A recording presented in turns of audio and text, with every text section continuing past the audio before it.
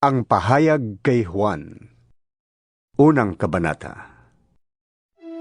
Ito ang pahayag na ibinigay ng Diyos kay Hesukristo at kanya namang inihayag kay Juan na alipin niya sa pamamagitan ng anghel na isinugo niya. Ang layunin ng paghahayag na ito'y ipabatid sa mga alipin ng Diyos ang mga bagay na malapit ng maganap. Ito ang patotoo ni Juan sa lahat ng nakita niya tungkol sa mensahe ng Diyos na ipinahayag naman ni Hesukristo. Mapalad ang bumabasa ng aklat na ito, ang mga nakikinig sa propesiya nito at tumutupad sa nasusulat dito. Sapagkat ang lahat ng ito'y malapit ng maganap. Buhat kay Juan para sa 7 iglesia sa lalawigan ng Asya.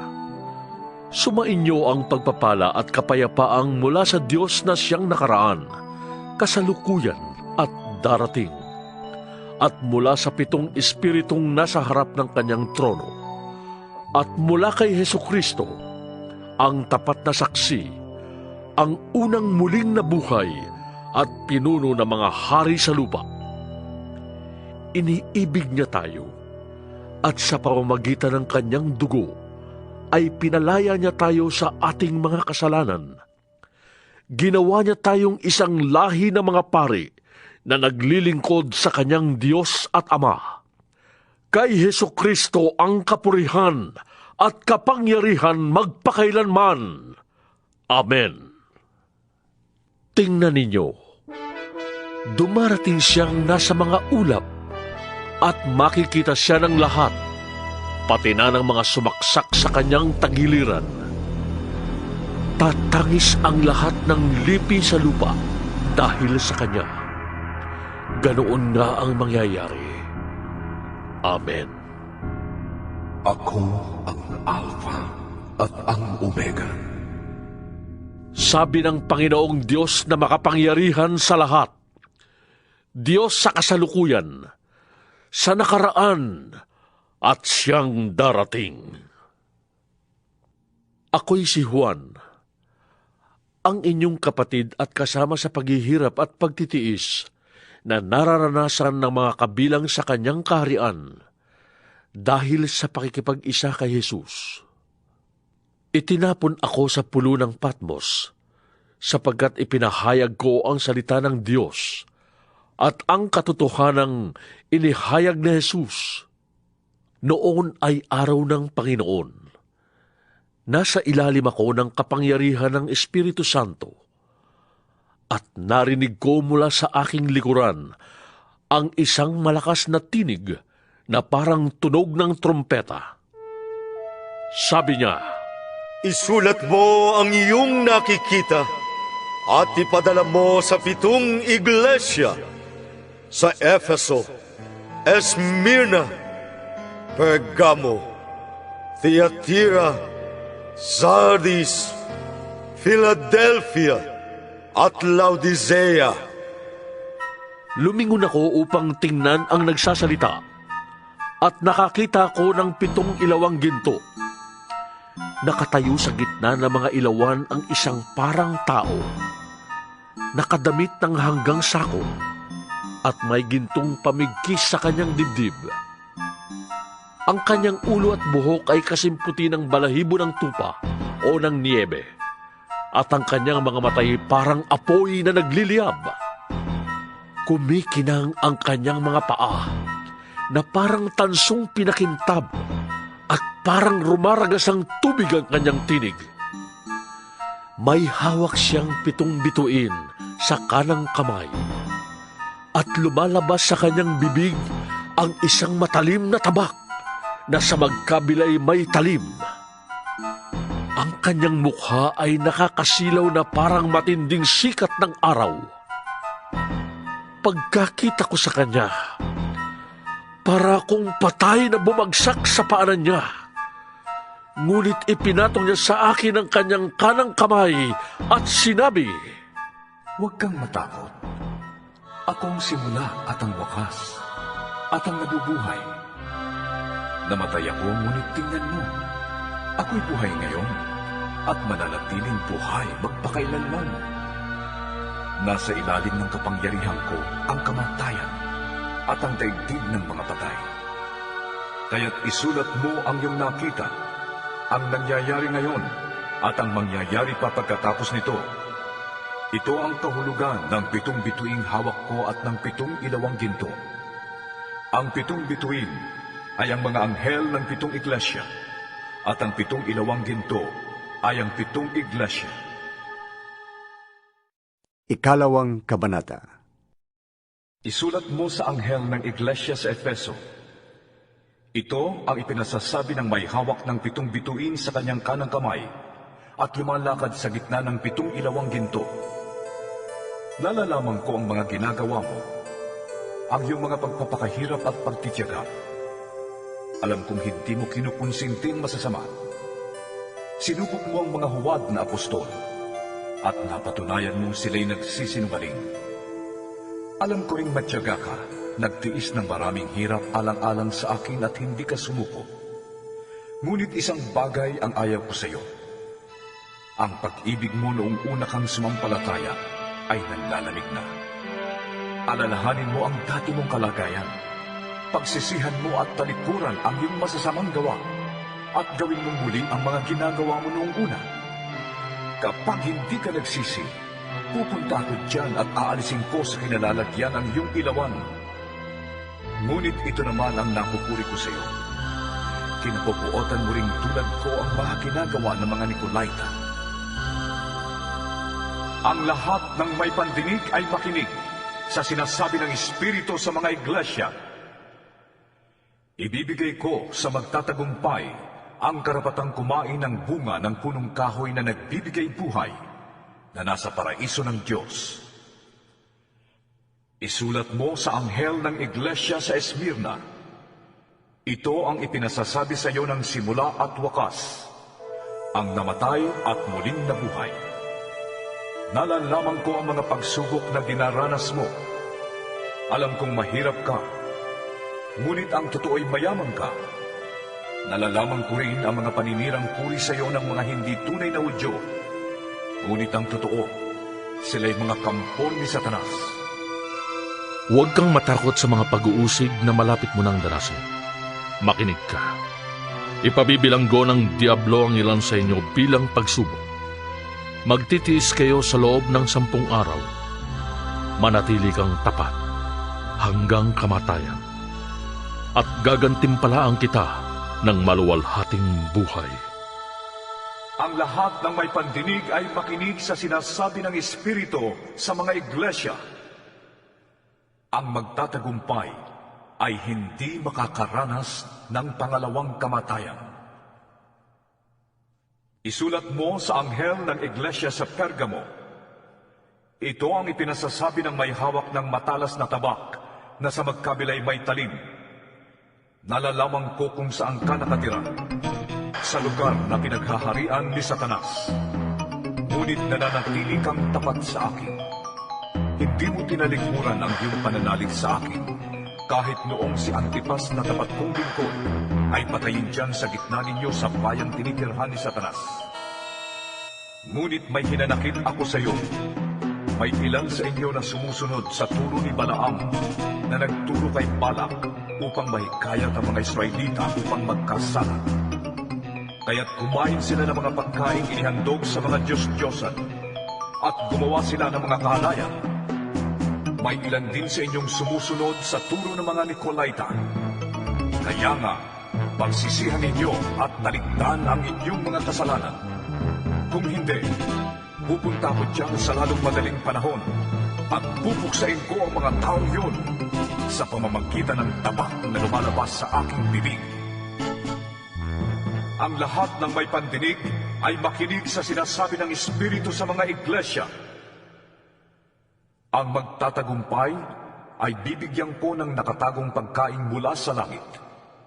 Bibigyan ko rin siya ng batong puti na kinasusulatan ng isang bagong pangalan na walang sinumang nakakaalam maliban sa tatanggap niyon. Isulat mo sa anghel ng iglesia sa Tiatira. Ito ang sinasabi ng anak ng Diyos na may mga matang parang apoy na nagliliyab at mga paang kumikinang na parang tansong pinakintab. Nalalaman ko ang mga ginagawa mo, ang iyong pag-ibig, katapatan, paglilingkod at pagtitiyaga. Nalalaman kong ang mga ginagawa mo ngayon ay higit kaysa noong una.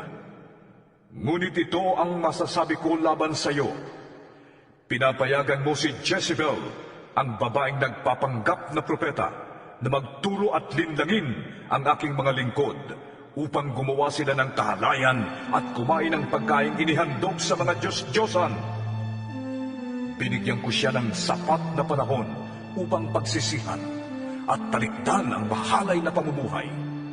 Ngunit ayaw niya.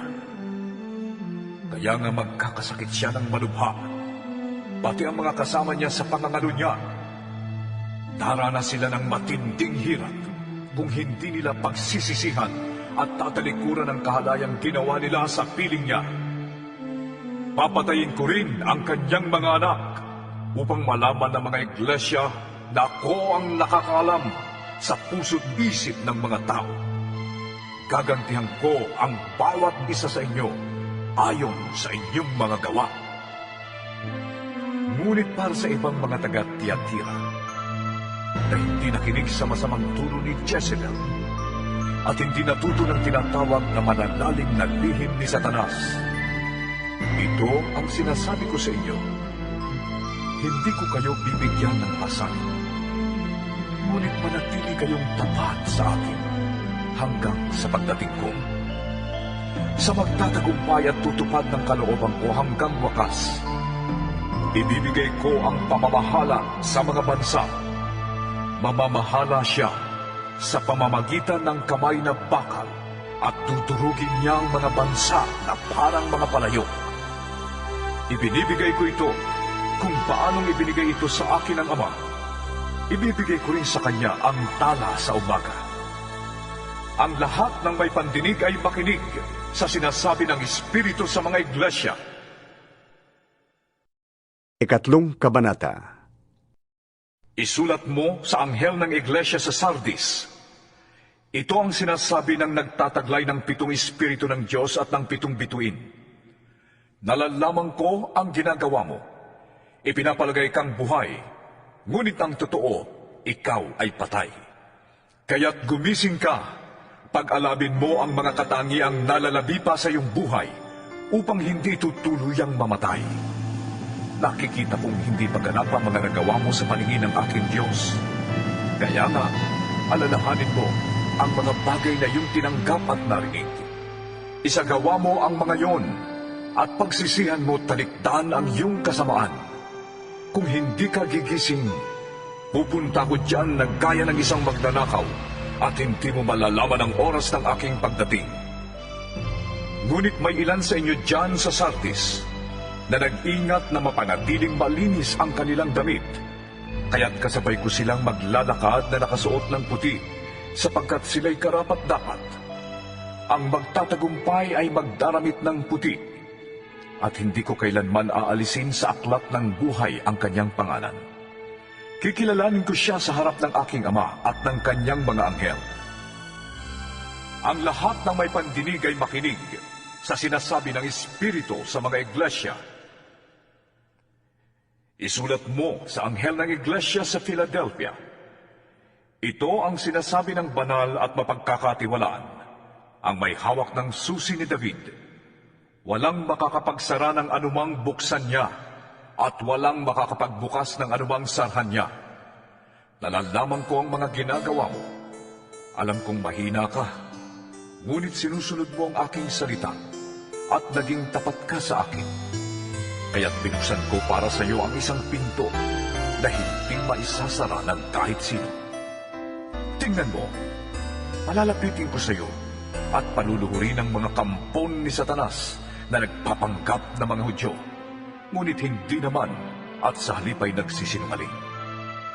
Malalaman nilang minamahal kita sapagkat nagtiyaga ka, gaya ng iniuutos ko sa iyo. Iingatan naman kita sa panahon ng pagsubok na darating sa lahat ng tao sa buong daigdig. Darating ako sa lalong madaling panahon. Ingatan mo ang mga tagubilin ko sa iyo upang hindi maagaw ni naman ang iyong gantimpala. Ang magtatagumpay ay gagawin kong isang haligi sa templo ng aking Diyos at hindi na siya maaalis doon magpakailanman. Iuukit ko sa kanya ang pangalan ng aking Diyos at ang pangalan ng lungsod ng aking Diyos, ang bagong Jerusalem na bababa mula sa langit buhat sa aking Diyos. Iuukit ko rin sa kanya ang aking bagong pangalan. Ang lahat ng may pandinig ay makinig sa sinasabi ng Espiritu sa mga iglesia. Isulat mo sa anghel ng iglesia sa Laodicea. Ito ang sinasabi niya na ang pangalan ay Amen, ang matapat at tunay na saksi, at siyang pinagmulan ng lahat ng nilalang ng Diyos. Nalalaman ko ang mga ginawa mo. Alam kong hindi ka malamig o mainit.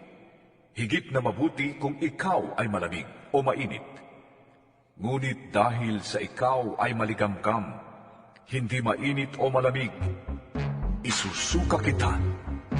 Sinasabi mo, ako'y mayaman, sagana sa lahat ng bagay at wala nang kailangan pa. Ngunit hindi mo nalalamang ikaw ay kawawa, kahabag-habag, mahirap, bulag at hubad. Kaya nga, ipinapayo kong bumili ka sa akin ng purong ginto upang ikaw ay maging tunay na mayaman. Bumili ka rin sa akin ng puting damit upang matakpan ang nakakahiyamong kahubaran at ng gamot sa mata upang ikaw ay makakita. Sinasaway ko't pinapalo ang lahat ng aking minamahal. Kaya't maging masigasig ka. Pagsisihan mo talikdan ang iyong mga kasalanan. Nakatayo ako sa labas ng pintuan at kumakatok. Kung diringgin ni naman ang aking tinig at bubuksan ang pinto, ako'y papasok sa kanyang tahanan at magsasalo kami sa pagkain. Ang magtatagumpay ay uupong katabi ko sa aking trono, tulad ko na nagtagumpay at nakaupo ngayon katabi ng aking ama sa kanyang trono. Ang lahat ng may pandinig ay makinig sa sinasabi ng Espiritu sa mga iglesia. Ika-4 na kabanata. Pagkatapos kong masaksihan ng mga bagay na ito, nakita ko sa langit ang isang bukas na pinto. At muli kong narinig ang tinig na gaya ng isang trompeta na ang sabi sa akin, Umakyat ka rito at ipapakita ko sa iyo ang mga mangyayari pa pagkatapos nito. At biglang napailalim ako sa kapangyarihan ng Espiritu. At nakita ko sa langit ang isang trono, at doon ay may nakaupo. Ang anyo niya'y malingning na parang mahalagang batong haspe at kornalina. May isang bahagharing nagniningning na parang esmeralda sa palibot ng trono. Nakapaligid naman dito ang 24 pang trono, at may nakaupo roong 24 na pinuno na nakadamit ng puti at may koronang ginto sa kanilang ulo. Mula sa trono ay gumuguhit ang kidlat, kasabay ng mga ugong at mga kulong. Sa harap ng trono ay may 7 nagniningas na sulong. Ito ang 7 Espiritu ng Diyos.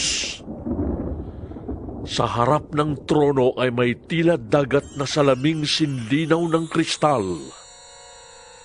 Sa 4 na panig ng trono ay may 4 na buhay na nilalang na punong-puno ng mga mata sa kanilang harap at likod. Ang unang buhay na nilalang ay katulad ng leon. Katulad naman ng baka ang pangalawa. Kamukha ng tao ang pangatlo. At katulad naman ng agilang lumilipad ang pang-4. Ang bawat isa ay may tig-6 na pakpak at punong-puno ng mga mata sa loob at labas. walang tigil ang pag-awit nila sa araw at gabi. Banal! Banal! Banal ang Panginoong Diyos na makapangyarihan sa lahat. Ang Diyos sa nakaraan, sa kasalukuyan, at siyang darating. Tuwing umaawit ng papuri, parangal at pasasalamat ang apat na buhay na nilalang sa nakaupo sa trono na nabubuhay magpakailanman. Ang 24 na pinuno naman ay nagpapatira pa sa harap ng trono at sinasamba ang nakaupo doon. Ang nabubuhay magpakailanman.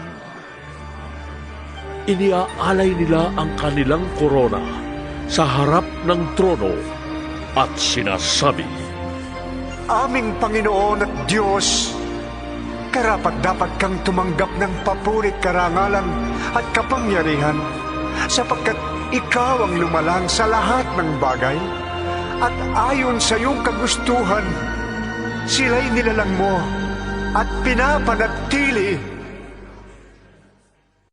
Ikalimang kabanata. Nakita ko sa kanang kamay ng nakaupo sa trono ang isang kasulatang nakarolyo na may sulat ang loob at labas at sinarhan ng 7 selyo. At nakita ko rin ang isang makapangyarihang anghel na nagtanong ng malakas, Sino ang karapat-dapat na sumira sa mga selyo at magbukas sa kasulatang nakarolyo? ngunit wala ni isa man maging sa langit, maging sa lupa o sa ilalim ng lupa na makapagbukas o makatingin sa nilalaman niyon. Buong kapaitan akong umiyak dahil walang natagpuang karapat-dapat na magbukas at tumingin sa nilalaman niyon. Kaya sinabi sa akin ng isa sa mga pinuno, Huwag kang umiyak. Tignan mo, ang leon mula sa lahi ni Huda, ang anak ni David, ang siyang nagtagumpay at may karapatang sumira sa 7 selyo at magbukas sa kasulatang nakarolyo. Pagkatapos, nakita ko sa pagitan ng mga pinuno at ng tronong napapaligiran ng 4 na buhay na nilalang ang isang korderong nakatayo na parang pinatay na. Ito'y may 7 sungay at 7 mata na siyang 7 espiritu ng Diyos na ipinadala sa buong sanlibutan. Lumapit ang kordero at kinuha ang kasulatang nakarolyo sa kanang kamay ng nakaupo sa trono. Nang ito'y kunin niya, nagpatira pa sa harapan ng kordero ang 4 na buhay na nilalang at ang 24 na pinuno. Bawat isa'y may hawak na alpa at may gintong mangkok na puno ng insenso na siyang mga panalangin ng mga banal. Inawit nila ang isang bagong awit.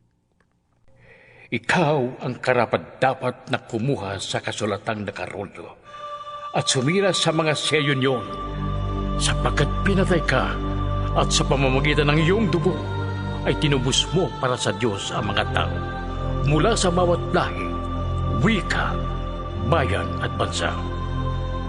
Ginawa mo silang isang lahing maharlika at mga pare para maglingkod sa ating Diyos at sila'y maghahari sa lupa. Tumingin akong muli at narinig ko ang tinig ng 5 mabilang na mga anghel. Sila'y nakapaligid sa trono, sa 4 na buhay na nilalang at sa mga pinuno. Umaawit sila ng malakas. Ang korderong pinatay ay karapat-dapat tumanggap ng kapangyarihan, kayamanan, karunungan, kalakasan, parangal, papuri at paggalang. At narinig kong umaawit ang mga nilikhang nasa langit, nasa lupa, nasa ilalim ng lupa, at nasa dagat, lahat ng naroon. Ibigay sa nakaupo sa trono at sa kordero ang papuri at karangalan, kaluwalhatian at kapangyarihan magpakailanman. At sumagot ang 4 na nilalang na buhay. At nagpatira pa ang mga pinuno at nagsisamba. Ika-6 na kabanata. Nakita kong sinira ng kordero ang una sa 7 selyo. At narinig kong kasing lakas ng kulog na sinabi ng isa sa 4 na buhay na nilalang. Halika! At nakita ko ang isang kabayong puti na ang sakay ay may hawak na pana. Binigyan siya ng korona at siya'y humayo upang patuloy na manakop. Sinira ng kordero ang 2 selyo at narinig kong sinabi ng 2 buhay na nilalang. Isa namang kabayong pula ang lumitaw na ang sakay ay binigyan ng kapangyarihang magpasimula ng digmaan sa lupa upang magpataya ng mga tao. Binigyan siya ng isang malaking tabak. Sinira ng kordero ang 3 selyo at narinig kong sinabi ng 3 buhay na nilalang. Halika! Isang kabayong itim ang nakita ko. May hawak na timbangan ang sakay nito.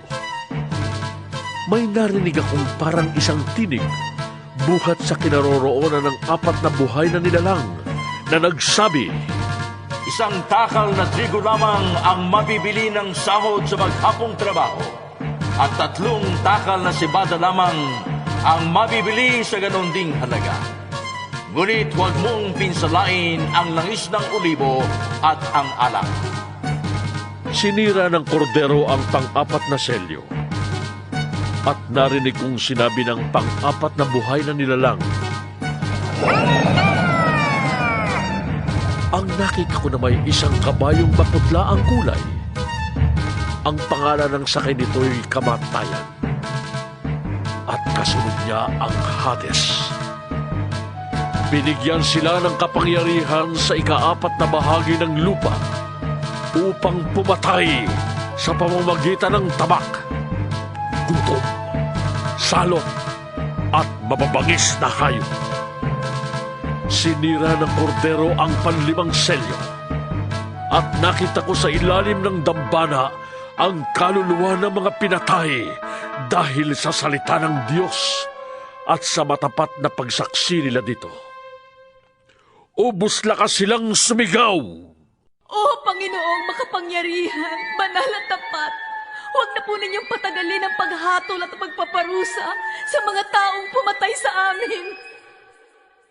Binigyan ng puting kasuotan ang bawat isa sa kanila at sinabi sa kanilang magpahinga ng kaunti pang panahon hanggang sa mabuo ang bilang ng kanilang mga kapatid at kasamahan sa paglilingkod kay Kristo na papataying ding tulad nila. At sinira ng kordero ang 6 na selyo. Lumindol ng malakas. Ang araw ay nangitim na parang damit na panluksa at ang buwan ay naging kasimpula ng dugo. Nalaglag mula sa langit ang mga bituin, parang mga bubot na bunga ng igos kung binabayo ng malakas na hangin. Naglaho ang langit na parang kasulatang nirolyo at nawala sa kanilang dating kinalalagyan ang mga bundok at mga pulo. Nagtago sa mga yungib at sa pagitan ng mga bato sa bundok ang mga hari sa lupa.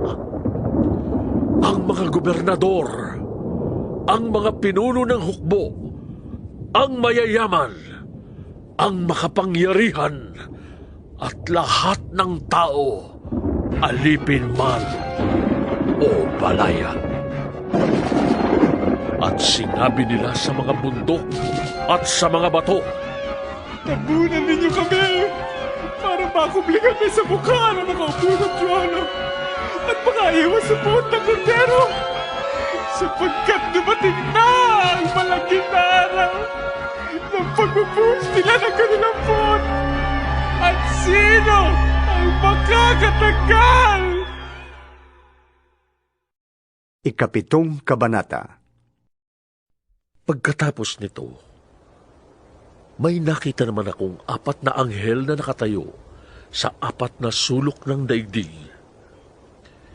Pinipigil nila ang 4 na hangin upang wag munang umihip sa lupa, sa dagat, o sa alinmang punong kahoy.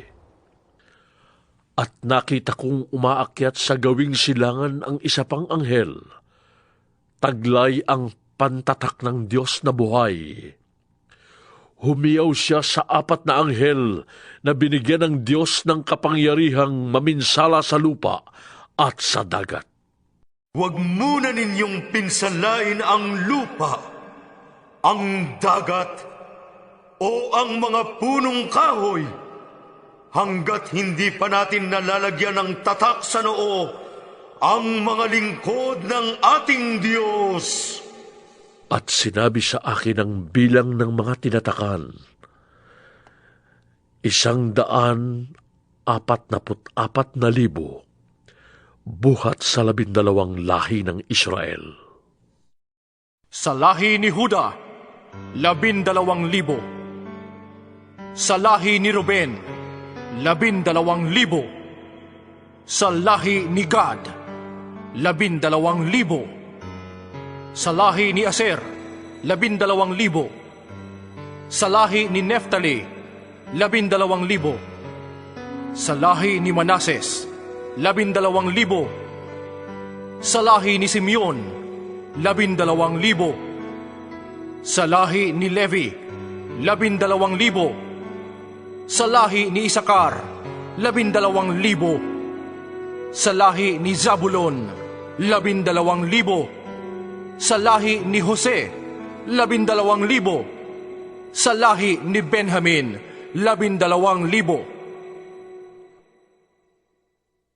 Pagkatapos nito'y nakita ko ang napakaraming tao na di kayang bilangin ni numan.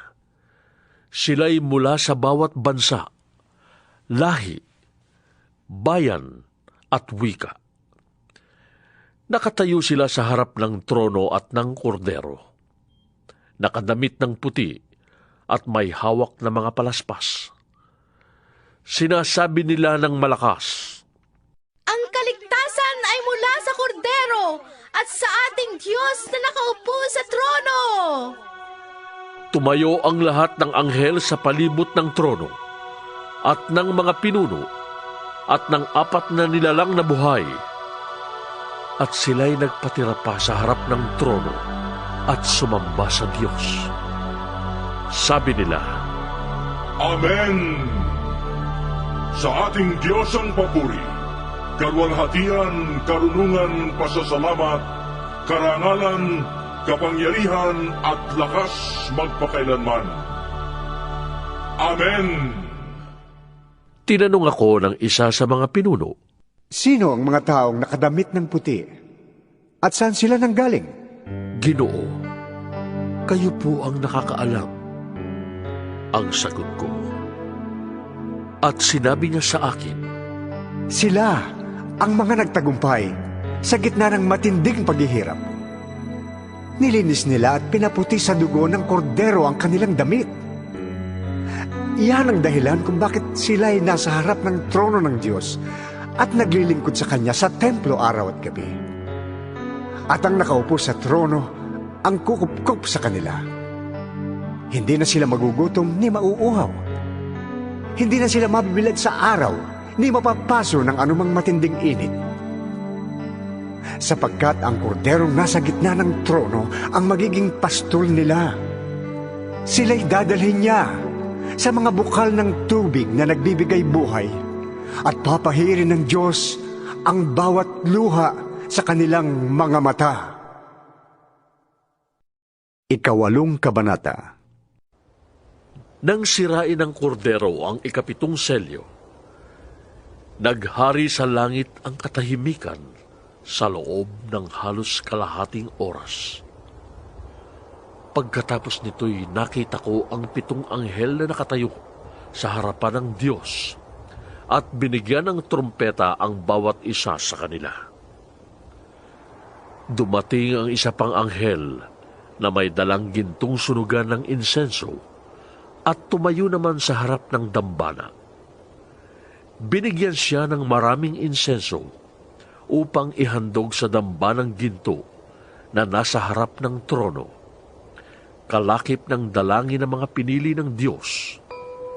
Mula sa kamay ng anghel, unti-unting tumaas sa harapan ng Diyos ang usok ng insenso, kalakip ng dalangin ng mga pinili ng Diyos. Pagkatapos, ang anghel ay kumuha ng mga baga sa dambana, inilagay sa sunugan ng insenso, at inihagis sa lupa, at biglang kumulog, nagkaingay, kumidlat, at lumindol. At humanda ang 7 anghel upang hipan ang kanilang trompeta. Hinipan ng unang anghel ang kanyang trompeta, at umulan ng yelo at apoy na may kahalong dugo. Nasunog ang 3 bahagi ng lupa, ang 3 bahagi ng mga punong kahoy, at lahat ng sariwang damo. Hinipan ng 2 anghel ang kanyang trompeta, at bumagsak sa dagat ang isang parang malaking bundok na nasusunog. Naging dugo ang 3 bahagi ng dagat. Namatay ang 3 bahagi ng mga nilalang na naroon, at nawasak ang 3 bahagi ng mga sasakyang dagat.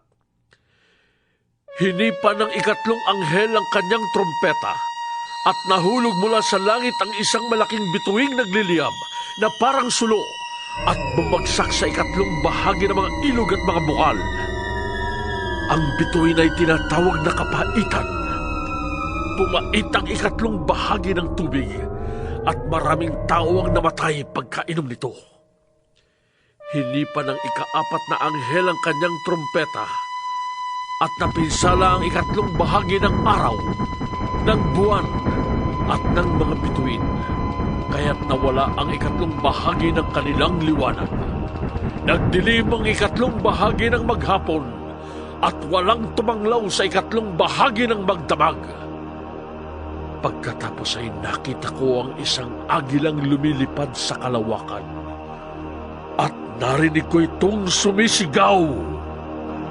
Kalagim-lagim! Talagang kalagim-lagim! Ang sasapitin ng lahat ng nasa lupa! Pagtunog ng mga trompetang hihipan ng 3 pang anghel! 9 na kabanata. Hinipan ng 5 anghel ang kanyang trompeta, at nakita kong nahulog sa lupa ang isang bituin. Ibinigay sa bituin ang susi ng banging napakalalim. Binuksan ng bituin ang bangin, at may lumabas na makapal na usok, tulad ng usok ng malaking hurno, kaya't nagdilim ang araw at ang himpapawid. May naglabas ang mga balang mula sa usok at kumalat sa lupa. Binigyan sila ng kapangyarihang manakit tulad ng alakdan. Ipinagpili sa kanila na huwag sirain ang mga damo, punong kahoy o anumang halaman.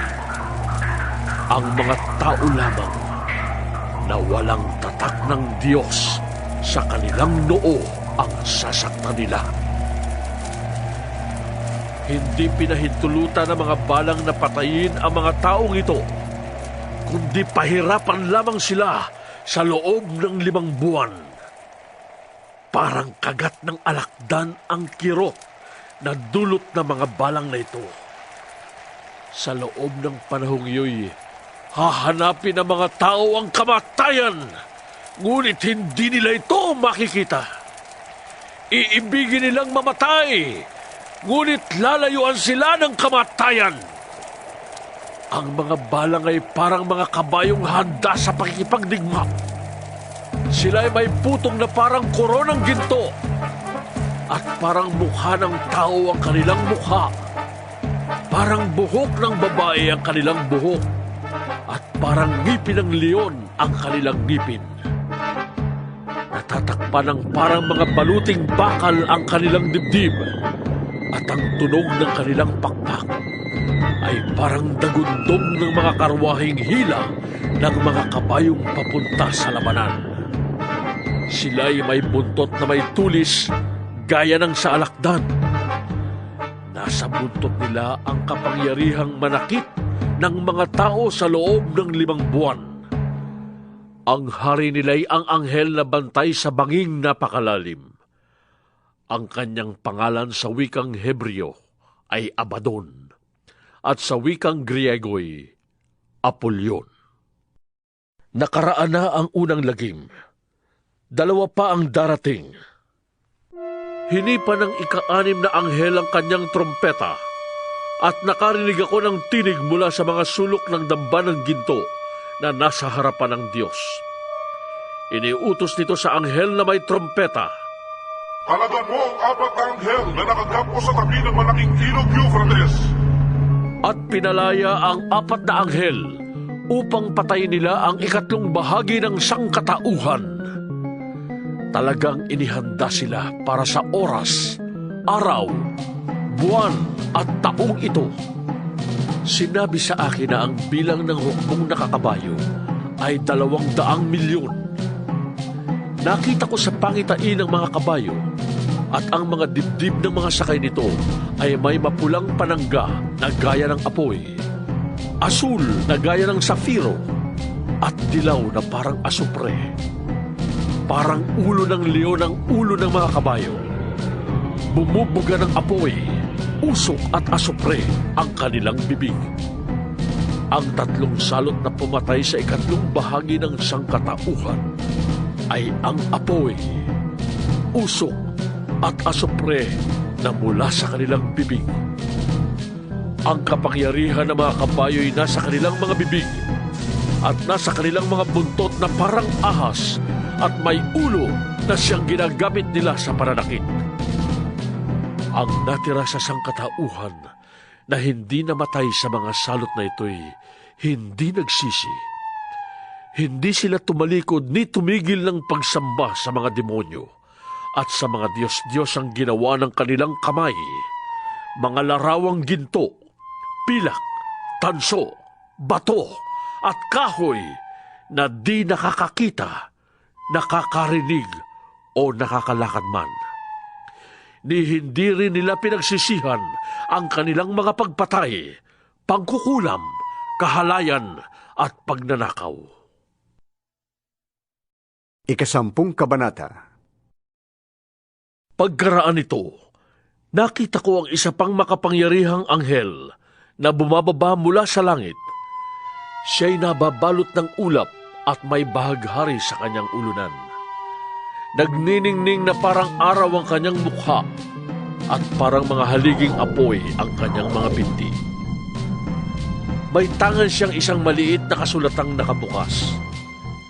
Itinuntong niya sa dagat ang kanyang kanang paa at sa lupa naman ang kaliwa. Sumigaw siya at ang kanyang tinig ay parang atungal ng leon. Tinugon siya ng dagundong ng 7 kulog. Nang matapos ang dagundong ay isusulat ko sana ang aking nasaksihan. Ngunit narinig ko mula sa langit ang isang tinig na nagsabi, Ilihim mo ang sinabi ng 7 kulog. Huwag mo nang isulat. At itinaas ng anghel na nakita kong nakatuntong sa dagat at sa lupa ang kanyang kanang kamay. At nanumpa sa ngalan ng Diyos na nabubuhay magpakailanman at lumikha ng langit, lupa, dagat at ang lahat ng naroroon. Sinabi ng anghel, Hindi na magtatagal. Sa araw na hipan ng 7 anghel ang kanyang trompeta, isasagawa na ng Diyos ang lihim niyang plano, gaya ng ipinahayag niya sa mga propeta na kanyang mga lingkod. Pagkatapos ay kinausap akong muli ng tinig na narinig kong nagsasalita mula sa langit. Lumapit ka sa anghel na nakatuntong sa dagat at sa lupa, at kunin mo ang hawak niyang kasulatang nakabukas. Nilapitan ko nga ang anghel at hiningi ang kasulatan. Sinabi niya sa akin, kunin mo ito at kainin. Mapait yan sa sikmura, ngunit sa bibig mo'y kasing tamis ng pulot-pukyutan. Inabot ko nga at kinain ang maliit na kasulatan. Matamis nga yun na parang pulot-pukyutan sa bibig. Ngunit nang malunok ko na'y pumait ang aking sikmura. At sinabi nila sa akin, kailangang ipahayag mong muli ang mga ipinasasabi ng Diyos tungkol sa mga tao, bansa, wika, at mga hari. 11 kabanata. Pagkatapos, binigyan ako ng isang panukat na parang tungkod at sinabi, tumindig ka at sukatin mo ang templo ng Diyos at ang dambana.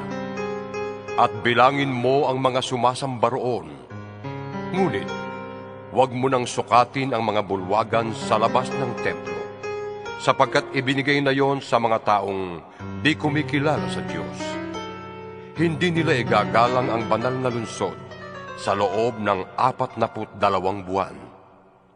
Ipadadala ko ang 2 kong saksi na nakadamit ng sako, at sa loob ng 1,260 araw ay ipapahayag nila ang mensaheng mula sa Diyos. Ang mga saksing ito ay ang 2 punong ulibo at 2 ilawang nakatayo sa harap ng Panginoon ng lupa. Kapag may nagtangkang manakit sa kanila, may lalabas na apoy sa bibig nila at tutupukin nila ang kanilang mga kaaway. Sa ganoong para ay mamamatay ang mga magtatangkang manakit sa kanila. May kapangyarihan silang isara ang langit upang hindi umulan sa panahon ng pagpapahayag nila ng mensaheng mula sa Diyos. May kapangyarihan din silang gawing dugo ang tubig at magpadala ng anumang salot sa lupa tuwing maibigan nila. Pagkatapos nilang magpatotoo, aaho ng halimaw na nasa bangin at makikipaglaban sa kanila. Matatalo sila at mapapatay ng halimaw, at ang kanilang bangkay ay maahandusay sa lansangan ng dakilang lunsod na ang patalinghagang pangalan ay Sodoma o Ehipto, kung saan ipinako sa krus ang kanilang Panginoon. Sa loob ng 3 kalahating araw, ang kanilang mga bangkay ay panonoori ng mga tao mula sa iba't ibang lahi, lipi, wika at bansa, at hindi papayag ang mga ito na mailibing ang mga bangkay. Magagalak ang lahat ng tao sa sanlibutan dahil sa pagkamatay ng 2 saksi. Magdiriwang sila at magbibigayan ng mga regalo sapagkat ang 2 propetang yon ay nagdulot sa kanila ng labis na kahirapan. Pagkalipas ng 3 kalahating araw, sila'y muling binuhay ng Diyos at sila'y tumindig at labis na nasindak ang mga nakakita sa kanila. Pagkatapos ay narinig nilang nagsalita ang isang malakas na tinig mula sa langit. Umakyat kayo rito! At habang nakatingin ang kanilang mga kaaway, umakyat sila sa langit na sakay ng ulap. Lumindol ng napakalakas ng oras ding yon. Nawasak ang 10 bahagi ng lunsod at 7,000 tao ang namatay. Ang mga natirang tao ay natakot at niluwalhati nilang Diyos ng kalangitan. Natapos na ang 2 lagim at malapit na ring mangyari ang 3. Hinipa ng 7 anghel ang kanyang trumpeta, at mula sa langit ay may malalakas na tinig na nagsabi, ang paghahari sa sanlibutan ay inilipat na sa Kristong ating Panginoon. Maghahari siya magpakailanman! At ang 24 na matatandang nakaupo sa kani-kanilang trono sa harapan ng Diyos ay nagpatira pa at sumamba sa Kanya. Sinabi nila, Panginoong Diyos na makapangyarihan sa lahat, Diyos sa kasalukuyan at sa nakaraan, nagpapasalamat kami na ginamit mo ang iyong walang hanggang kapangyarihan at nagpasimula ka ng maghari. Nagngingit-ngit ang mga di kumikilala sa iyo dahil sa dumating na ang panahon ng iyong poot, ang paghatol sa mga patay at pagbibigay ng gantimpala sa mga propetang lingkod mo at sa iyong mga hinirang sa lahat na may takot sa iyo, dakilam at hamak.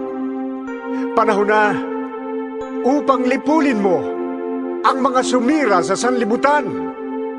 Nabuksan ang templo ng Diyos sa langit at nakita ang kapa ng tipan sa loob.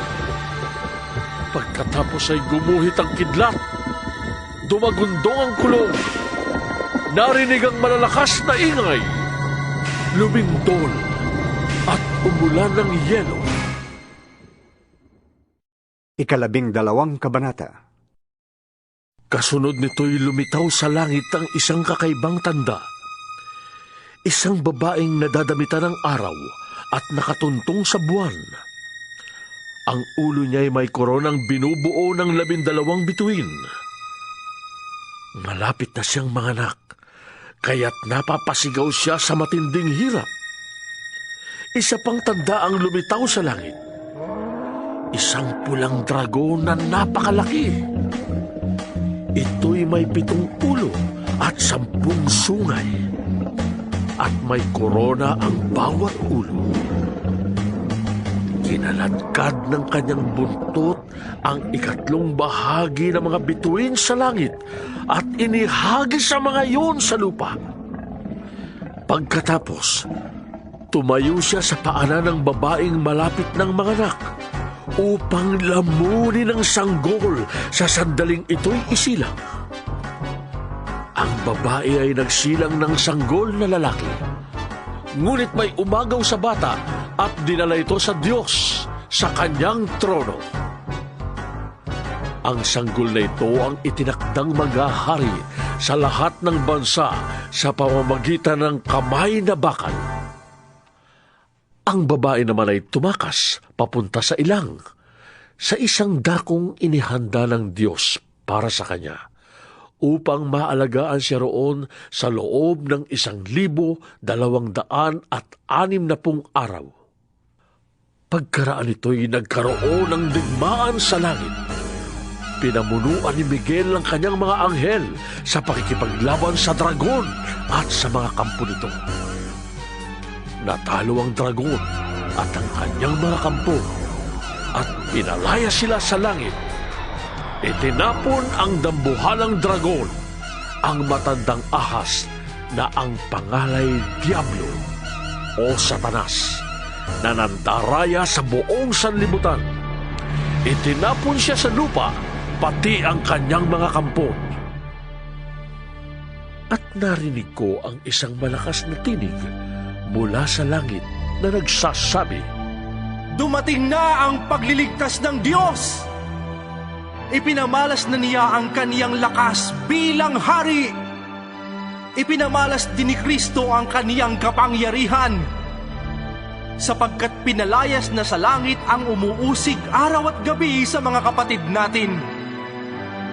Nagtagumpay ang mga ito laban sa Diablo sa pamamagitan ng dugo ng kordero at ng kanilang pagsaksi sa katotohanan, sapagkat hindi nila pinanghinayangan ang kanilang buhay. Kaya't magalak ang kalangitan at lahat ng naninirahan diyan. Ngunit kalagim-lagim ang daranasin ninyo, lupa at dagat, sapagkat ang matinding puot ng Diablo ay babagsak sa inyo. Alam niyang kaunting panahon na lamang ang nalalabi sa kanya." Nang makita ng dragon na itinapon siya sa lupa, hinabol niya ang babaeng nagsilang ng sanggol na lalaki. Ngunit ang babae ay binigyan ng mga pakpak ng malaking agila upang makalipad papunta sa ilang. Doon siya itatago sa loob ng 3.5 taon upang maligtas sa pananalakay ng ahas. Kaya't ang ahas ay nagbuga ng tubig na parang ilog upang tangayin ang babae. Subalit bumuka ang lupa at hinigop ang tubig na ibinuga ng dragon, kaya't naligtas ang babae. Sa galit ng dragon, pinalingan niya ang nalalabing lahi ng babae upang digmain. Ito ang mga taong sumusunod sa utos ng Diyos at nananatiling tapat sa katotohanan inihayag ni Jesus. At ang dragon ay tumayo sa dalampasigan. 13 kabanata. Pagkatapos ay nakita kong umahon sa dagat ang isang halimaw na may 7 ulo at 10 sungay. May korona ang bawat sungay nito at sa bawat ulo ay nakasulat ang isang pangalang lumalait sa Diyos. Ang halimaw ay parang leopardo, ngunit ang mga paa niya ay tulad ng mga paa ng oso at ang bibig ay parang bunganga ng leon. Ibinigay ng dragon sa halimaw ang kanyang sariling lakas, trono at malawak na kapangyarihan. Ang isa sa mga ulo ng halimaw ay parang may sugat na halos ikamatay, ngunit gumaling ito. Namangha ang buong daigdig sa nangyaring ito at nagsisunod sila sa halimaw. Sinamba ng lahat ng tao ang dragon sapagkat ibinigay nito ang kanyang kapangyarihan sa halimaw. Sinamba rin nila ang halimaw. Sino ang makakatulad sa halimaw? Sinong makakalaban sa kanya? Sabi nila. Pinahintulutan ng halimaw na magyabang, manlait sa Diyos at maghari sa loob ng 42 buwan. Nilait nga niya ang Diyos, ang pangalan ng Diyos, ang tahanan ng Diyos, at ang lahat ng nakatira doon. Pinahintulutan din siyang digmain at talunin ang mga pinili ng Diyos, at binigyan siya ng karapatang mamahala sa bawat lahi, bayan, wika at bansa. Sasamba sa kanya ang lahat ng nabubuhay sa ibabaw ng lupa, maliban sa mga taong ang pangalan ay nakasulat sa aklat ng buhay. Magmula pa ng likhain ng sanlibutan, ang aklat na ito'y iniingatan ng korderong pinatay. Kung kayo'y may pandinig, makinig kayo. Ang sinumang itinagdang mabihag ay mabibihag nga. Ang itinagdang mamatay sa tabak ay sa tabak mamamatay. Kaya't kailangang magpakatatag at maging tapat ang mga hinirang ng Diyos. At nakita ko ang isa pang halimaw na lumitaw sa lupa. May 2 sungay ito na tulad ng mga sungay ng isang batang tupa. Ngunit ang kanyang tinig ay parang tinig ng dragon. Ginamit niya ang lahat ng kapangyarihan ng unang halimaw upang ipatupad ang kagustuhan nito. Ang lahat ng tao sa lupa ay pinilit niyang sumamba sa unang halimaw na nasugatan ng malubha, ngunit gumaling na. Kahanga-hanga ang mga kababalaghang ginawa ng pangalawang halimaw. Nagpaulan siya ng apoy mula sa langit at ito'y nasaksihan ng mga tao. Nalinlang niya ang lahat ng tao sa lupa sa pamamagitan ng mga kababalaghang kanyang ginawa sa harapan ng unang halimaw. Nahikayat niya ang mga taong gumawa ng isang larawan ng unang halimaw na nasugatan ng tabak, ngunit muling gumaling. Ipinahintulot din sa kanya na bigyan niya ng buhay ang larawan ng unang halimaw. Kaya't nakapagsalita ang larawan at ipinapatay nito ang lahat ng ayaw sumamba sa kanya. Sa pilitang pinatataka ng ikalawang halimaw na ito ang lahat ng tao sa kanang kamay o sa noo, maging sila'y dakila o hamak. mayaman o mahirap, alipin o malaya. At walang maaaring magtinda o bumili malibang sila'y may tatak ng pangalan ng halimaw o ng bilang na katumbas niyon. Kailangan dito ang talino. Maaaring malaman ng sino mang matalino ang kahulugan ng bilang ng halimaw sapagkat ito'y katumbas ng pangalan ng isang tao. Ang bilang ay 6, 6, 6. 14 na kabanata. Tumingin ako at naroon ang kordero na nakatayo sa bundok ng Sayon, kasama ang 144,000 tao. Nakasulat sa kanilang noo ang pangalan ng kordero at ang pangalan ng kanyang ama.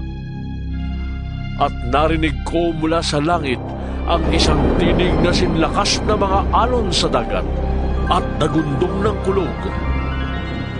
Ang tinig na narinig ko'y parang tugtugan ng mga alpa. Sila'y umaawit ng isang bagong awit sa harap ng trono at sa harap ng 4 na nilalang na buhay at sa harap ng mga pinuno. Walang makaunawa sa awit na yon, kundi ang 144,000 na tinubos sa sanlibutan. Ito ang mga lalaking nanatiling malinis at hindi nagkaroon ng anumang kaugnayan sa mga babae. Sumusunod sila sa kordero, saan man siya magpunta. Sila'y tinubos mula sa buong sangkatauhan bilang mga unang handog sa Diyos at sa kordero. Hindi sila nagsinungaling kailanman at wala silang anumang kapintasan. Nakita ko ang isa pang anghel na lumilipad sa kalawakan. Dala ang walang katapusang magandang balita upang ipahayag sa mga tao sa lupa, sa lahat ng bansa, lahi, wika at bayan. Sinabi niya ng malakas, Matakot kayo sa Diyos at luwalhatiin siya, sapagkat dumating na ang oras ng kanyang paghatol. Sambahin niyo ang Diyos na lumikha ng langit, lupa, dagat, at mga bukal ng tubig. Sumunod ang 2 anghel na nagsasabi, Bumagsak na! Bumagsak na! Ang dating makapangyarihang Babilonia! Pinainom niya ang lahat ng tao ng alak ng pagkahumaling sa kanyang kahalayan. Sumunod sa 2 ang 3 anghel na sumisigaw ng malakas. Sino mang sumasamba sa halimaw at sa larawan nito at nagpatatak sa kanyang noo o kamay ay paiinumin ng Diyos ng alak ng kanyang puot na walang halong ibinuhos sa kopa ng kanyang galit. Pahihirapan sila sa apoy at asupre sa harapan ng mga banal na anghel at ng kordero. Ang apoy na nagpapahirap sa kanila ay mag-aalab magpakailanman. 15 kabanata. Nakita ko ang isa pang kagilagilalas na pangitain sa langit. May 7 anghel na may dalang 7 salot. Ito ang mga panghuling salot, sapagkat dito magwawakas ang puot ng Diyos. May nakita akong parang dagat na kristal na nagliliyab. Nakita ko rin ang mga nagtagumpay laban sa halimaw at sa larawan nito, at sa nagtataglay ng bilang na katumbas ng kanyang pangalan. Nakatayo sila sa dagat na kristal. Hawak ang mga alpang bigay sa kanila ng Diyos. Inaawit nila ang awit ni Moises na lingkod ng Diyos at ang awit ng kordero. Panginoong Diyos na makapangyarihan sa lahat, dakila at kahanga-hanga ang iyong mga gawa. O Hari ng mga bansa, matuwid at totoo ang iyong mga daan. Sino ang hindi matatakot sa iyo, Panginoon? Sino ang tatangging magpahayag ng iyong kadakilaan? Ikaw lamang ang banal. Lahat ng mga bansa ay lalapit at sasamba sa iyo, sapagkat nakita ng lahat ang matuwid mong mga gawa. Pagkatapos nito'y nakita ko ring bumukas ang templo sa langit. Ang toldang tipanan ng Diyos at ng tao. Lumabas mula sa templo ang 7 anghel na may dalang 7 salot. Nakasuot sila ng malinis na linong nakakasilaw sa kaputian at may gintong pamigkis sa dibdib. Ibinigay sa kanila ng isa sa 4 na nilalang na buhay ang 7 mangkok na ginto na punong-puno ng puot ng Diyos na nabubuhay magpakailanman. Ang templo ay napuno ng usok na nagmumula sa kadakilaan at kapangyarihan ng Diyos, at walang makapasok sa templo hanggat hindi natatapos ang 7 salot na dala ng 7 anghel. Ito, ang mga nagpadanak ng dugo ng mga pinili at ng mga propeta ay binigyan mo ng dugo upang kanilang inumin. Iyan ang nararapat sa kanila. At narinig ko mula sa dambana ang ganitong pananalita. Oo, Panginoong Diyos na makapangyarihan sa lahat, talagang matuwid at tama ang mga hatol mo. Ibinuhos ng ika-4 na anghel ang laman ng dala niyang mangkok sa araw, at ito'y binigyan ng kapangyarihang sunugin ang mga tao sa tindi ng kanyang init. Nasunog nga sila, ngunit sa halip na magsisi at talikdan ang kanilang mga kasalanan at magpuri sa Diyos, nilapastangan pa nila ang pangalan ng Diyos na may kapangyarihang magpadala ng ganoong mga salot. Ibinuhos ng ika-5 anghel ang laman ng hawak niyang mangkok sa trono ng halimaw, at nagdilim ang kaharian nito. Napakagatlabi sa kirot ang mga tao, at nilapastangan nila ang Diyos dahil sa dinaranas nilang hirap at tinamong mga sugat. Ngunit hindi rin sila nagsisi at tumalikod sa masasama nilang gawain. Ibinuhos ng ika-6 na anghel ang laman ng dala niyang mangkok sa malaking ilog Euphrates. Natuyo ang ilog at nagkaroon ng landas para sa mga haring mula sa silangan. At nakita kong lumalabas mula sa bunganga ng dragon at ng halimaw at ng huwad na propeta ang 3 karumal-dumal na espiritong mukhang palaka. Ang mga ito'y mga demonyong nakakagawa ng kababalaghan. Pinuntahan nila ang lahat ng hari sa daigdig upang tipunin para sa labanan sa dakilang araw ng Diyos na makapangyarihan sa lahat. Makinig kayo! Ako'y darating na parang magnanakaw. Mapalad ang nanatiling kising at nakabihis na. Hindi siya lalakad na hubad at di mapapahiya sa harap ng mga tao. At ang mga hari ay tinipo ng mga espiritu sa lugar na tinatawag na Armageddon sa wikang Hebreo. Ibinuhos ng ika-7 anghel ang laman ng hawak niyang mangkok sa himpapawid, at may nagsalita ng malakas mula sa tronong nasa templo. Naganap na! Kumidlat, kumulog, at lumindol ng napakalakas. Ito ang pinakamalakas na lindol sa buong kasaysayan ng sangkatauhan. Talagang napakalakas. Nahati sa 3 bahagi ang malaking lunsod at nawasak ang lahat ng lunsod sa buong daigdig. Hindi nga nakaligtas sa parusa ng Diyos ang tanyag na Babilonia. Pinainom siya ng alak ng matinding poot ng Diyos. Nawala ang lahat ng pulo. Gumuho ang lahat ng bundok.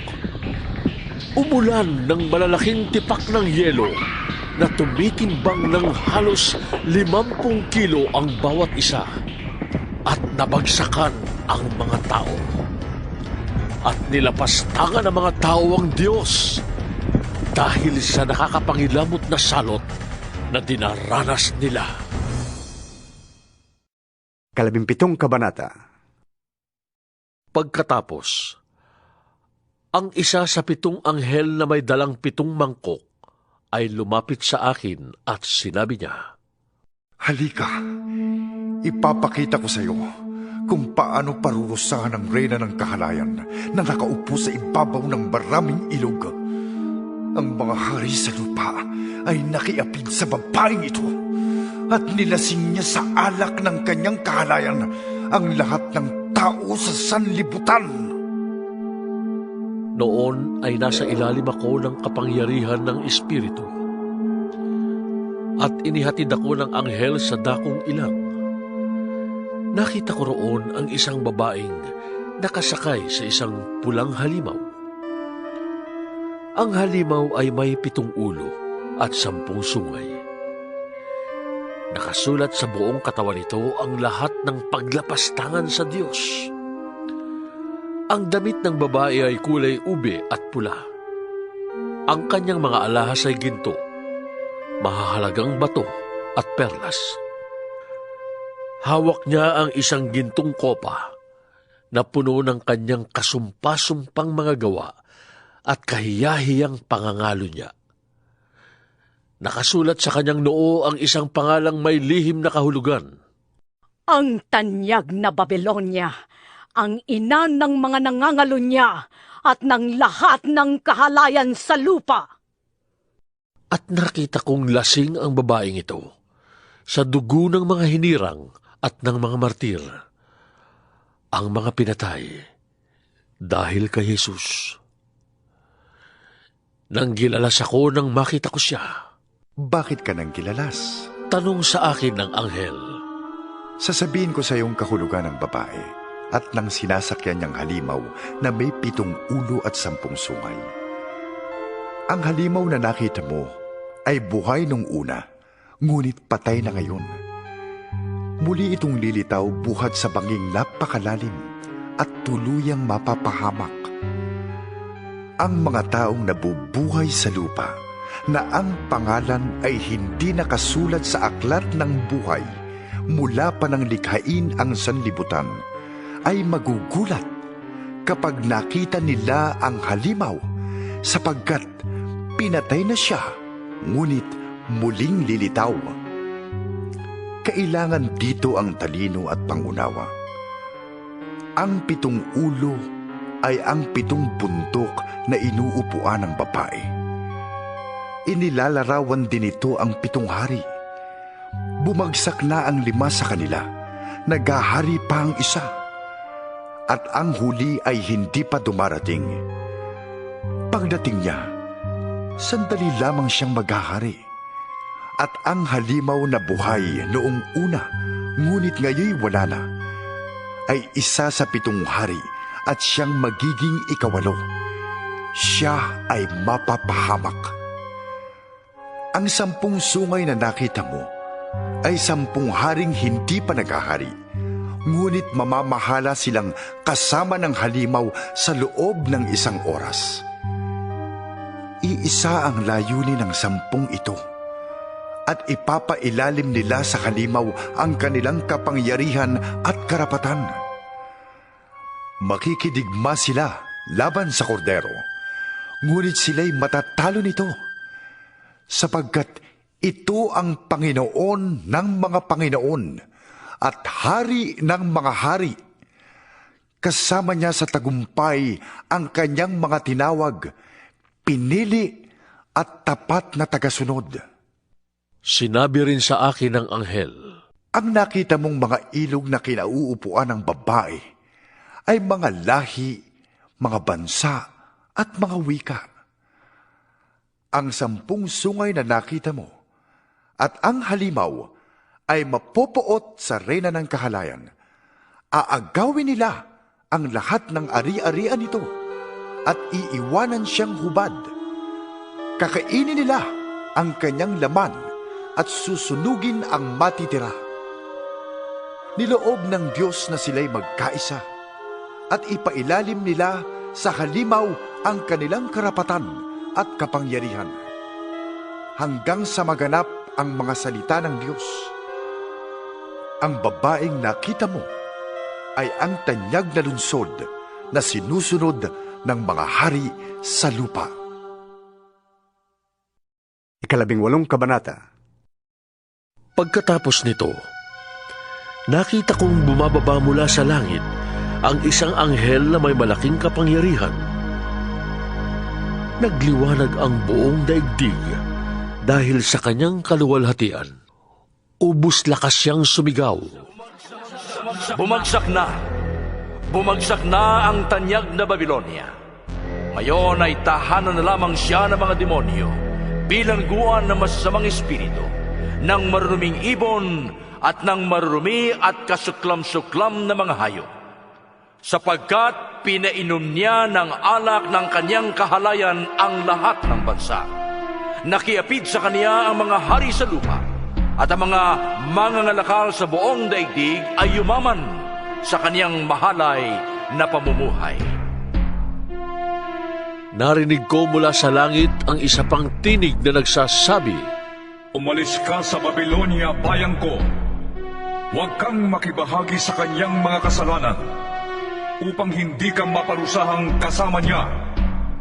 Sapagkat abot na hanggang langit ang mga kasalanan niya, at hindi nalilimutan ng Diyos ang kanyang kasamaan. Gawin ninyo sa kanyang ginawa niya sa inyo. Gumanti kayo ng higit pa sa kanyang ginawa. Punuin ninyo ang kanyang kopa ng inuming higit na mapait kaysa inihanda niya sa inyo. Kung paano siya nagmataas at nagpasasa sa kalayawan, palasapin ninyo siya ng ganoon ding pahirap at kapighatian. Sapagkat lagi niyang sinasabi, Reyna akong tinatanghal, hindi ako biyuda, hindi ako daranas ng kasawian kailanman. Dahil dito, sabay-sabay na daragsa sa kanya ang mga salot sa loob ng isang araw. Sakit, dalamhati at tagutom, at tutupukin siya ng apoy, sapagkat makapangyarihan ang Panginoong Diyos na humahatol sa kanya. Tatangis at iiyak ang mga haring nakiapid sa kanya at nagpasasa sa kalayawan sa piling niya. Habang tinatanaw nila ang usok ng nasusunog na lunsod, tatayo lang sila sa malayo sapagkat takot silang madamay sa dinaranas niyang parusa. Sasabihin nila, Kalagim-lagim! Kalagim-lagim ang dakilang Babilonia! Ang matatag na lungsod! Sa loob lamang ng isang oras ay naganap ang parusa sa dakila at makapangyarihang lungsod ng Babilonia! Dahil sa kanya'y tatangis din at magdadalamhati ang mga mangangalakal sa daigdig, sapagkat wala nang bibili ng kanilang paninda.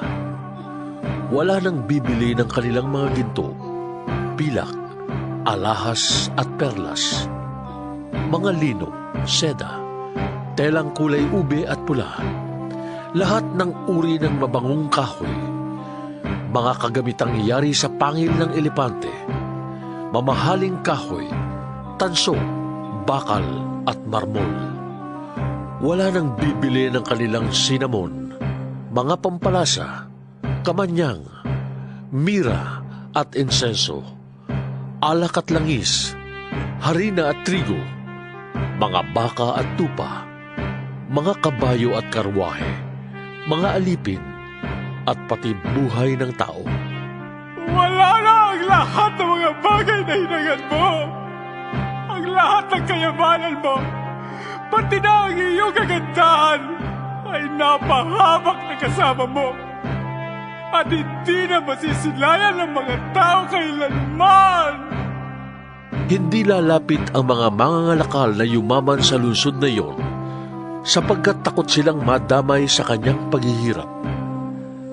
Tatangi sila at magdadalamhati. Sasabihin nila, Nakakapangilabot ang nangyari sa kanyang nalunsod. Dati nadadabitan siya ng lino at telang kulay ubi at pula. Napapalubitaan ng mga alahas, ginto at perlas. Sa loob lamang ng isang oras ay naglahog lahat yun. Mula sa malayo ay tumanaw ang mga kapitan, mga pasahero, at mga tripulante ng mga sasakyang dagat, at lahat ng nabubuhay sa pagdaragat. At tinangisan nila ang nasusunog na lunsod habang minamasdan ang usok na nagmumula roon. Walang katulad ng katanyagan ng lunsod na yon. Nagsabog sila ng abo sa kanilang ulo at nanangis. Kalagim-lagim! Kalagim-lagim ang nangyari sa dakilang lunsod. Yumaman ang lahat ng tumigil sa kanyang daungan. Ngunit sa loob lamang ng isang oras ay nawalan ng kabuluhan. Magalak ka, o langit, sa nangyari sa kanya. Magalak kayo, mga hinilang, mga apostol at mga propeta, sapagkat hinatulan na siya ng Diyos dahil sa ginawa niya sa inyo. Isang makapangyarihang anghel ang bumuhat ng isang batong sinlaki ng gilingang bato. Ubus lakas niyang inihagis yon sa dagat at sinabi, Ganito ay babagsak ang tanyag na lungsod ng Babylonia at hindi na siya makikitang muli. Hindi na maririnig sa kanya ang tinig ng mga awit at ang himig ng mga tugtugan ng alpa, plauta at trompeta. Wala nang makikita sa kanyang mga dalubhasa at hindi na maririnig ang ingay ng mga gilingan. Wala nang kahit isang ilaw na magliliwanag sa kanya. Hindi na maririnig ang masasayang tinig ng mga ikinakasal, sapagkat naging makapangyarihan sa buong daigdig ang kanyang mga ngalakal at dinaya niya ang lahat ng bansa sa pamamagitan ng pangkukulam. Pinarusahan siya sapagkat pinadanak niya ang dugo ng mga propeta, mga hinirang at ng lahat ng pinatay sa sanlibutan. 19 na kabanata. Pagkatapos nito, narinig ko ang tila sama-samang tinig ng napakaraming tao sa langit na umaawit ng ganito. Purihin ang Panginoon, ang kaligtasan, ang karangalan at ang kapangyarihan ay tanging sa Diyos lamang. Matuwid at tama ang kanyang hatol. Hinatulan niya ang reyna ng kahalayan na nagpapasama sa mga tao sa lupa sa pamamagitan ng kanyang kahalayan. Pinarusahan siya ng Diyos dahil sa pagpatay niya sa mga lingkod ng Panginoon. Muli silang umawit. Purihin ang Panginoon! Walang tigil na tataas ang usok na mula sa nasusunog na lunsod! Ang 24 na pinuno at ang 4 na nilalang na buhay ay nagpatira pa at sumamba sa Diyos na nakaupo sa trono. Sabi nila, Amen! Purihin ang Panginoon! May nagsalita mula sa trono.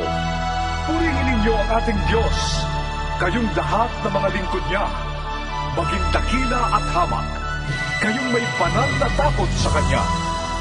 Pagkaraay narinig ko ang parang sama-samang tinig ng napakaraming tao. Parang ugong ng malaking talon at dagundong ng mga kulog. Ganito ang sabi ng tinig. Purihin ang Panginoon, sapagkat nagahari ang Panginoon nating Diyos na makapangyarihan sa lahat. Magalak tayo at magsaya. Luwalhatiin natin siya sapagkat nalalapit na ang kasal ng kordero. Nakahanda na ang kasintahang babae. Nabihisa na siya ng malinis at puting-puting lino. Ang lino ay sagisag ng mabubuting gawa ng mga hinirang ng Diyos. At sinabi sa akin ng anghel, Isulat mo ito. Mapalad ang inanyayahan sa kasalan ng kordero. Idinugtong pa niya. Ito ay tunay na mga salita ng Diyos. Nagpatira pa ako sa kanyang paanan upang sambahin siya. Ngunit sinabi niya sa akin, Huwag, ako may alipin ding tulad mo, at tulad ng ibang mga mananampalataya nagpatotoo tungkol kay Jesus. Ang Diyos ang sambahin mo, sapagkat ang katotohanang ipinahayag ni Jesus ay siyang diwa ng lahat ng ipinahayag ng mga propeta. Pagkaraan nito'y nabuksan ang langit, at nakita ko ang isang kabayong puti. Ang sakay nito'y tinawag na tapat at totoo, sapagkat matuwid siyang humatol at makipagdigma. Parang nagliliyab na apoy ang kanyang mga mata, at napuputungan siya ng maraming korona. Nakasulat sa kanyang katawan ang pangalan niya, ngunit siya lamang ang nakakaalam ng kahulugan niyon. Puno ng dugo ang kanyang kasuutan, at ang tawag sa kanya ay Salita ng Diyos. Sumusunod sa kanya ang mga hukbo ng langit na nakadamit ng malinis at puting lino, at nakasakay rin sa mga kabayong puti. May matalim na tabak na lumabas sa kanyang bibig upang gamitin niyang panlupig sa mga bansa. Mamamahala siya sa mga ito sa pamamagitan ng kamay na bakal, at paaagusin mula sa pisaan ng ubas ang alak ng poot ng Diyos na makapangyarihan sa lahat. Nakasulat sa kanyang kasuotan at sa kanyang hita ang ganitong pangalan: Hari ng mga hari at Panginoon ng mga Panginoon. Nakita ko naman ang isang anghel na nakatayo sa araw. Tinawag niya ang mga ibon sa himpapawid. Halika kayo at magkatipon sa malaking handaan ng Diyos. Kainin ninyo ang laman ng mga hari, ng mga kapitan, ng mga kawal, ng mga kabayo, at ng kanilang mga sakay. Kainin din niyo ang laman ng lahat ng tao, alipin at malaya, hamak at dakila. At nakita kong nagkatipon ang halimaw at ang mga hari sa lupa, kasama ang kanilang mga hukbo, upang kalabanin ang nakasakay sa kabayo at ang hukbo nito. Nabihag ang halimaw. Gayon din ang huwad na propeta na gumawa ng mga kababalaghan sa harap ng halimaw upang dayain ang mga taong may tanda ng halimaw at sumamba sa larawan nito. Inihagis ng buhay sa dagat ng nagliliyab na asupre ang halimaw at ang huwad na propeta. Ang kanilang mga hukbo ay pinatay sa pamamagitan ng tabak na lumabas sa bibig ng nakasakay sa kabayo.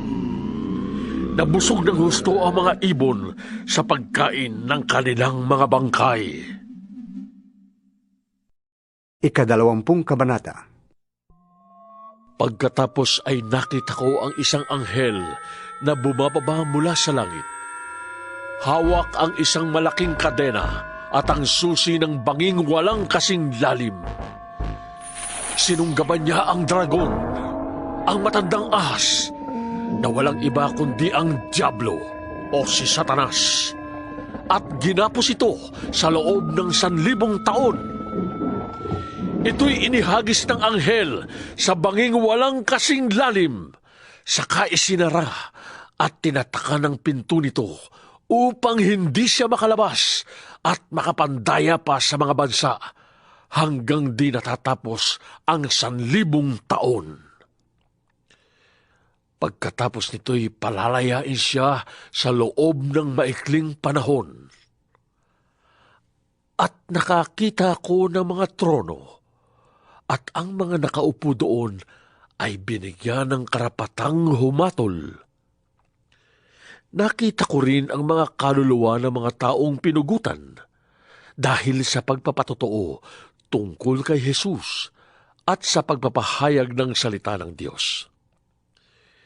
Hindi sila sumamba sa halimaw o sa larawan nito ni tumanggap ng tatak ng halimaw sa kanilang noo o kamay. Binuhay sila upang magharing kasama ni Kristo sa loob ng 1,000 taon. Ito ang unang pagbuhay sa mga patay. Ang iba pang mga patay ay bubuhayin din pagkaraan ng 1,000 taon. Mapalad at lubos na pinagpala ang mga nakasama sa unang pagbuhay sa mga patay. Walang kapangyarihan sa kanila ang pangalawang kamatayan. Sila'y magiging mga pari ng Diyos at ni Kristo, at maghahari silang kasama niya sa loob ng 1,000 taon. Pagkatapos ng 1,000 taon, ay palalayain si Satanas sa kanyang pagkabilanggo. Lalabas siya at dadayain ang mga bansa sa buong mundo, ang Gog at Magog. Titipunin niya ang mga ito at isasama sa pakikipagdigma. Ang hukbong ito ay magiging sindami ng buhangin sa tabing dagat. Kumalat sila sa buong mundo at pinaligiran ang kampo ng mga hinirang ng Diyos at ang pinakamamahal niyang lungsod. Ngunit umulan ng apoy mula sa langit at tinupok ang mga kampo ni Satanas. At ang diablong nandaya sa kanila ay itinapon sa dagat na apoy at asupre na pinagtapunan din sa halimaw at sa huwad na propeta. Magkakasama silang pahihirapan araw at gabi, magpakailanman.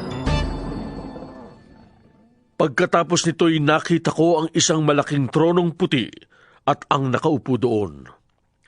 Naglaho ang lupa't langit sa kanyang harapan at hindi na nakita pang muli.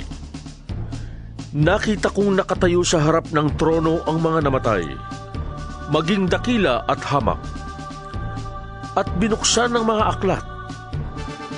Binuksan ng isa pang aklat, ang aklat ng buhay.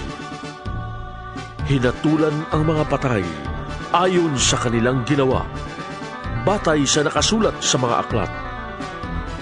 Iniluwa ng dagat ang mga patay na naroroon.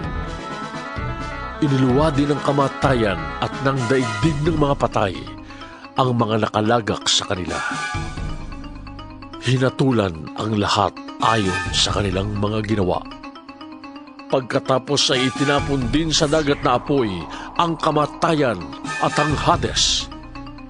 Ito ay ang pangalawang kamatayan.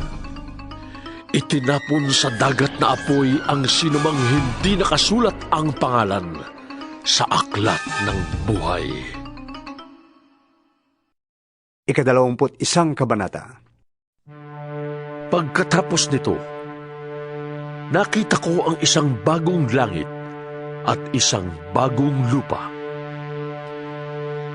Wala na ang dating langit at lupa. Wala na rin ang dagat. At nakita ko ang banal na lungsod, ang bagong Jerusalem, na bumababa mula sa langit, buhat sa Diyos, gaya ng isang babaeng ikakasal. Gayak na gayak siya sa pagsalubong sa lalaking kanyang mapapangasawa. Narinig ko ang isang malakas na tinig mula sa trono. Ngayon, ang tahanan ng Diyos ay nasa piling na ng mga tao. Mananatili siyang kasama nila at sila'y magiging bayan niya. Makakapiling nilang palagi ang Diyos at siya ang magiging Diyos nila. At papahirin niya ang bawat luha sa kanilang mga mata. Wala nang kamatayan, dalamhati, pag-iyak at sakit, sapagkat lumipas na ang dating mga bagay. Pagkatapos ay sinabi ng nakaupo sa trono, "Ngayoy binabago ko na ang lahat ng bagay." At sinabi niya sa akin, "Isulat mo, maaasahan at totoo ang mga salitang ito." Sinabi pa rin niya sa akin, "Naganap na! Ako ang Alpha at ang Omega, ang simula at ang wakas. Ang sinumang nauuhaw ay bibigyan ng tubig na walang bayad na mula sa bukal na nagbibigay buhay. Ito ang makakamtan ng magtatagumpay. At ako'y magiging Diyos niya at siya may magiging anak ko. Subalit malagim ang kasasapitan ng mga duwag, ng mga taksil, ng mga nagpapasasa sa kasuklam-suklam na kahalayan, ng mga mamamatay tao, ng mga nakikiapid, ng mga mangkukulam, ng mga sumasamba sa Diyos-Diyusan, at lahat ng sinungaling. Ang magiging bahagi nila'y sa dagat na asupreng nagliliham. Ito ang pangalawang kamatayan. Ang isa sa 7 anghel na may dalang 7 mangkok na puno ng 7 huling salot ay lumapit sa akin. Sabi niya, "Halika, at ipapakita ko sa iyo ang babaeng mapapangasawa ng kordero." Napasailalim ako sa kapangyarihan ng Espiritu, at ako'y dinala ng anghel sa ibabaw ng isang napakataas na bundok. Ipinakita niya sa akin ang Jerusalem, ang banal na lungsod na bumababa mula sa langit buhat sa Diyos. Nagliliwanag ito dahil sa kaningningan ng Diyos. Kumikislap na parang batong hiyas, gaya ng diamanting sinlinaw ng kristal. Ang pader nito'y makapal, mataas at may 12 pinto. At sa bawat pinto ay may bantay na anghel. Nakasulat sa mga pinto ang pangalan ng 12 lahi ng Israel. May 3 pinto ang bawat panig. 3 sa silangan, 3 sa timog, 3 sa hilaga, at 3 sa kanluran. Ang pader ng lungsod ay may 12 pundasyon, at nakasulat dito ang pangalan ng 12 apostol ng Kordero. Ang anghel na nagsalita sa akin ay may hawak na gintong panukat upang sukatin ang lungsod, ang mga pinto at ang pader nito. Parisukat ang ayos ng lungsod. Kung ano ang haba, ay siya ring luwang. Sinukat ng anghel ang lungsod, at ang lumabas na sukat ng lungsod ay 2,400 kilometro ang haba at ang luwang, gayon din ang taas. Sinukat din niya ang pader, at 66 na metro naman ang taas nito, ayon sa panukat na dala ng anghel. Batong haspe ang pader, at ang lungsod ay lantay na gintong kumikinang na parang kristal. Ang saligan ng pader ay puno ng lahat ng uri ng mahahalagang bato. Haspe ang una, safiro ang ikalawa, kalsedonia ang ikatlo, esmeralda ang ikaapat, onise ang ikalima, cornalina ang ikaanim, krisolito ang ikapito, berilo ang ikawalo, topasyo ang ikasyam, krisopraso ang ikasampu, hasinto ang ika-11, at amatista ang ika-12. Perlas ang 12 pinto. Bawat pinto ay yari sa iisang perlas. Purong ginto ang lansangan ng lungsod at kumikinang na parang kristal. Napansin ko na walang templo sa lungsod, sapagkat ang pinakatemplo doon ay ang Panginoong Diyos na makapangyarihan sa lahat at ang Kordero. Hindi na kailangan ng araw o ang buwan upang bigyan ng liwanag ang lungsod, sapagkat ang kaluwalhatian ng Diyos ang nagbibigay ng liwanag doon. Ang Kordero naman ang siyang ilawan. Sa liwanag nito'y lalakad ang lahat ng tao, at dadalhin doon ng mga hari sa lupa ang kanilang kayamanan. Mananatiling bukas sa buong maghapon ang mga pinto ng lungsod sapagkat hindi nasasapit doon ang gabi. Dadalhin sa lungsod ang yaman at dangal ng mga bansa, ngunit hindi makakapasok doon ang anumang bagay na marumi sa paningin ng Diyos.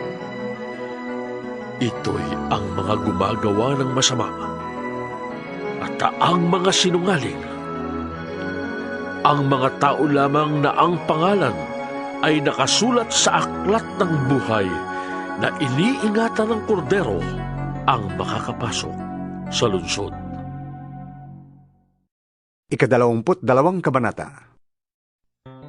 Ipinakita rin sa akin ng anghel ang ilog na nagbibigay buhay. Ang tubig nito na sinlinaw ng kristal ay bumubukal mula sa trono ng Diyos at ng kordero at umaagos sa gitna ng lansangan ng lungsod. Sa magkabilang panig ng ilog ay may punong kahoy na nagbibigay buhay. Ang bunga nito'y iba-iba bawat buwan at nakapagpapagaling naman sa sakit ng mga tao ang mga dahon nito. Wala doong makikitang anuman na isinumpa ng Diyos. Makikita sa lungsod ang trono ng Diyos at ng kordero at sasambahin siya ng kanyang mga lingkod. Makikita nila ang kanyang mukha at masusulat sa kanilang noo ang kanyang pangalan. Dooy wala ng gabi, kaya't hindi na sila mangangailangan pa ng mga ilaw o ng liwanag ng araw. Sapagkat ang Panginoong Diyos ang magiging ilaw nila at maghahari sila magpakailanman. At sinabi sa akin ng anghel, Maaasahan na totoo ang mga salitang ito. Ang Panginoong Diyos na nagkaloob ng kanyang espiritu sa mga propeta, ang siyang nagsugo sa kanyang mga anghel upang ihayag sa mga lingkod niya ang mga bagay na magaganap sa lalong madaling panahon. Makinig kayo! Sabi ni Jesus, Darating na ako! Mapalad ang tumutupad sa mga propesiya na nilalaman ng aklat na ito. Akong si Juan, ang nakarinig at nakakita sa lahat ng ito. Matapos kong marinig at makita ang lahat, ako'y nagpatira pa sa paanan ng anghel na nagpakita sa akin ng mga ito upang siya'y sambahin. Ngunit sinabi niya, Huwag, ako may alipin ding tulad mo, at tulad din ng iyong mga kapatid na propeta at ng lahat ng sumusunod sa mga salita sa aklat na ito. Ang Diyos ang sambahin mo. At sinabi rin niya sa akin, Huwag mong ililihim ang mga propesiya na nasa aklat na ito, sapagkat malapit nang maganap ang mga ito. Magpatuloy sa pagpapakasama ang masama. Magpatuloy sa pagpapakarumi ang marumi. Ngunit ang mabuti ay magpatuloy sa pagpapakabuti at ang banal sa pagpapakabanal. Makinig kayo! Sabi ni Jesus, Darating na ako. Dala ko ang mga gantimpalang ibibigay sa bawat isa ayon sa kanyang ginawa. Ako ang Alpha at ang Omega, ang una at ang huli, ang simula at ang wakas. Mapapalad ang naglilinis ng kanilang kasuotan, sapagkat bibigyan sila ng karapatang pumasok sa lungsod at kumain ng bunga ng punong kahoy na nagbibigay buhay.